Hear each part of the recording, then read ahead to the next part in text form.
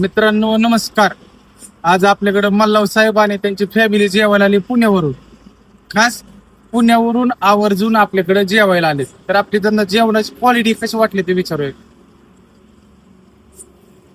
आज आपले मातोश्री हॉटेल आहे. मालक विनोद गाडेकर साहेब. मी लय वेळा प्रयत्न करतोय जेवायला यायचं. आज माझा प्रसंग घडलाय, पण जेवण हे खूप सुंदर आहे. आम्ही मच्छी फ्राय खाल्ले, चिकन घेतोय, जेवण एक नंबर. सगळ्यांनी हीच विनंती आहे की इथं प्रतिदिनी येऊन जेवण करून जेवणाचा आस्वाद घ्यावा. खरं सांगू का,